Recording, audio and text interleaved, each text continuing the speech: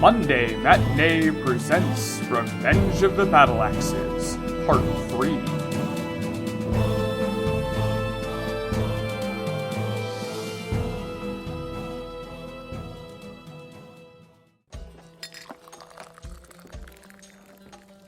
I can check again, but a keg is not just going to magically refill. Okay, there was that one time, but the odds of that happening again... Good evening, Nadira. Oh, hey, hi. I didn't see you gals come in. It's me, Nikki Zanelli. Yeah, I know, Nikki. It's nice to see you. Everyone in back? We are.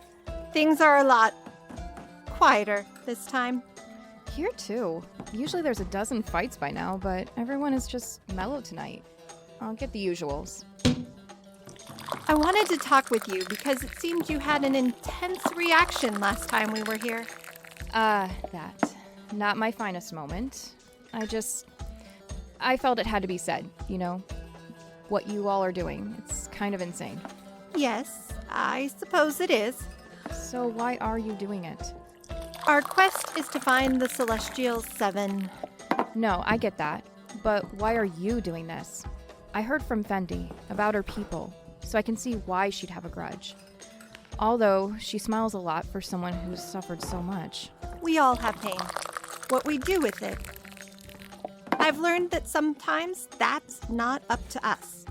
In a way, Fendi and I are very much alike. I don't see that at all. I admit, I don't have her knack for conversation or the reckless abandon with which she attacks everything that stands in her path. But we are both very curious, which can lead to trouble. I don't see you stealing a magic stick from a priest. No, that would not be my way. I was raised in a convent. You were a nun? It wasn't that kind of convent. More of an educational commune. We didn't worship anything but the holy pursuit of knowledge. But that was taken as seriously as any vow. But it didn't leave much time for socializing. We rarely spoke. I can read 17 different languages fluently, but as you can tell, I can barely converse in one.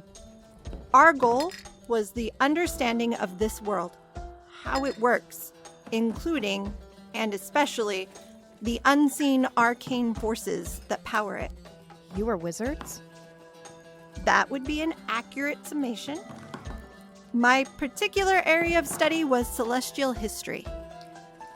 I don't understand what that is. Everything that lives once did not, even spirits. What about the gods? Perhaps we should be around less ears for this part.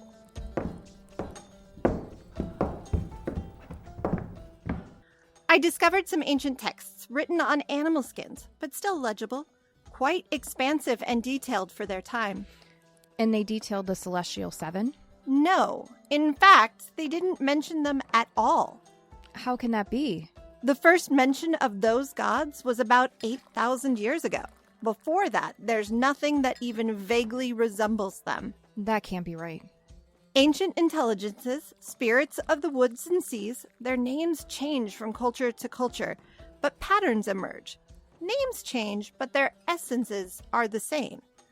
But from my research, one day these 7 higher beings just showed up and took up residence. You mean they finally made themselves manifest? Before them, the ancient people refer to a god named Dewin.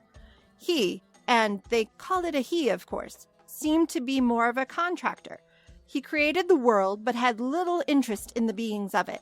The story they told is that he made Galpin and then moved on to something else, perhaps making another world. The creator of Galpin is a deadbeat dad? That's what they wrote.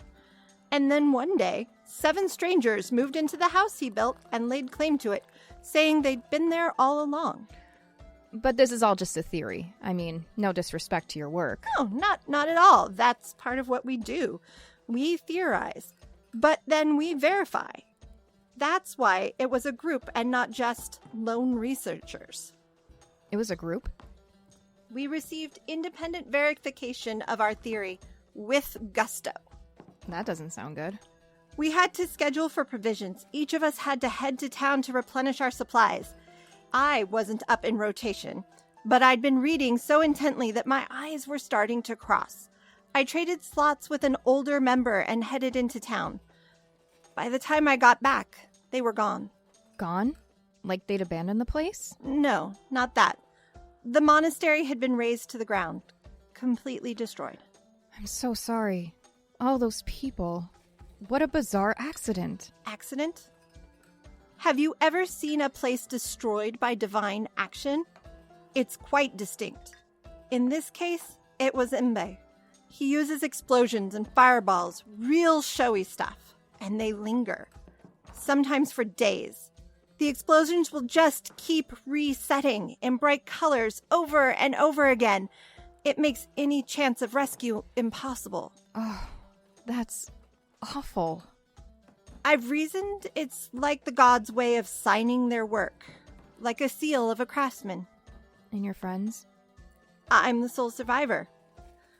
But from a researcher's perspective, it shows my theory was valid, and that this information was important, dangerous even, which is why all of it was destroyed. Even if I wanted to prove it, now I wouldn't know how. And so you brought the others together too. Oh no, that wasn't me. I was just another lost soul when Cynthia Rose found me. Like she found the others. Ah, here we are. Let me get the door. Drinks for everyone! At last. Hey, Nadira, good to see you again. You too, Chlorine. Things are a bit more sedate tonight. It was a tough fight this time.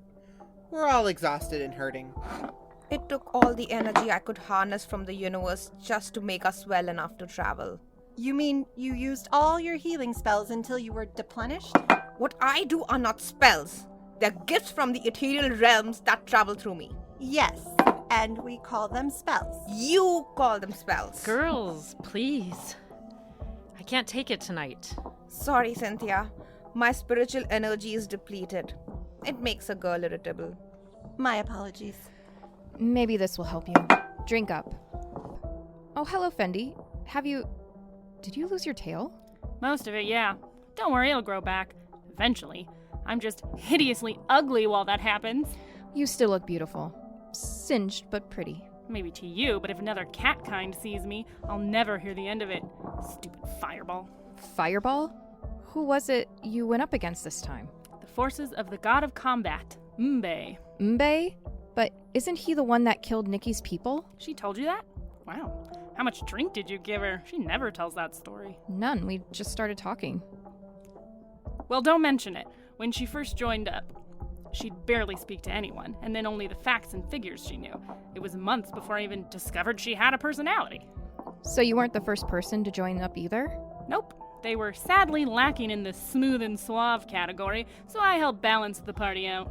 Plus, her knack for opening any locked door and stealing anything that isn't nailed down. That helps seal the deal. I'm the total package. You know, you could ask her. What? Cynthia Rose, I've heard you asking about how the group came together. You could just ask her. And before you ask something else, I was the first person she brought in. How did she recruit you? When you share a chain, you tend to bond quickly. What does that mean? One question at a time, kid. But I'd follow that woman into the depths of the underworld. And with what we've been doing, that's a distinct possibility. Hey, Cynthia. What's going on, Chlorine? The kid needs the speech. Later. What's the speech? It's the pitch I give to try and get people into the group. Chlorine's been with me from the start, so she's heard me recite it a few times.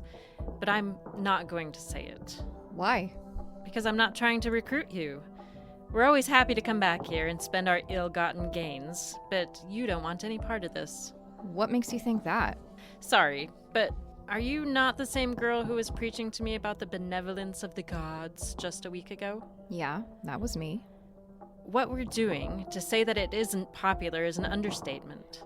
Nikki told you about what she discovered, right? She did. Then you're starting to get what we're up against? The power of the gods. No, not that. Well, not just that. We're up against thousands of years of dogma, passed from father to son, mother to daughter. The silly things we believe as children, those are the hardest to shake. It's not inaccurate to call us heretics.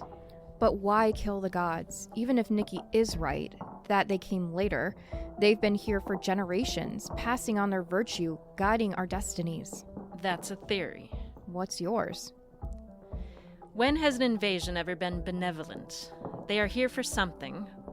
Let's take Mbe, who we just killed. Was he the god of? Combat. Right. He blesses warriors and guides the arrows in battles. But what if he's a leech that feeds off of war and strife? What if he came to our realm to keep us fighting so he could gorge himself? Same goes for all of them. What if the reason we're so angry, greedy, envious is that those feelings are what they feed on? But they're the gods. That's a child's answer. Perhaps they're the dams sitting at the tops of the emotional rivers. Remove them and we could feel the honest truths, unfiltered for the first time in generations. But killing gods. Even that term isn't accurate. If they were truly gods, the lords of creation, we wouldn't be able to do this. Don't get me wrong. We planned, we trained, we knew this would be the fight of the ages, but we knew we wouldn't be able to get even one if they were truly what people believed them to be.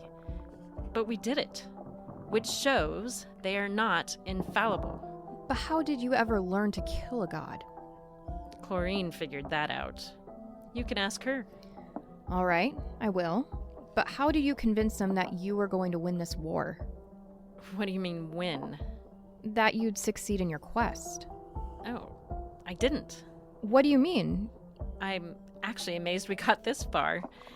I figured we'd be murdered by now. I don't understand. Maybe I should have given you the speech. I thought you understood. There's no castle at the end of this.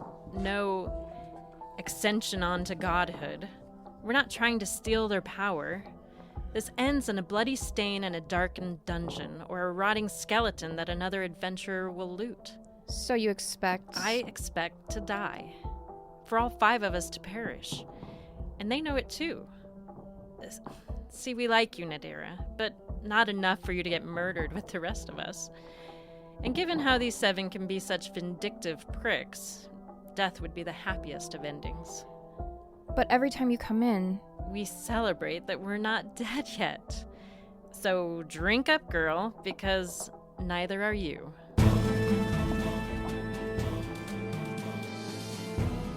Monday Matinee's Revenge of the Battleaxes is written by Kyle Olson, performed by Jess Harris, Anastasia Anthony Plum, Brooke Unverfirth, Mandy McClanahan, Kara Gallo, and Puneet Bajwa. Directed by Kyle Olson. Produced by Ryan Fitzpatrick. Production assistance provided by Kim Butts. Recorded at Parametric Studios with John Saru of Lazy Ape Studios. Monday Matinee's Revenge of the Battleaxes is produced by Ox and Hare Entertainment. Follow us on Twitter at Ox and Hare. Check out our Facebook page or come by our website, oxandhare.com, where we've got a couple of sword-swinging ladies, a filmmaker under siege, and a group of adventurers on a doomed quest. Just not all at once. Also, we now have merchandise, so pick up a t-shirt of your favorite adventurer at oxandhare.threadless.com. Come along.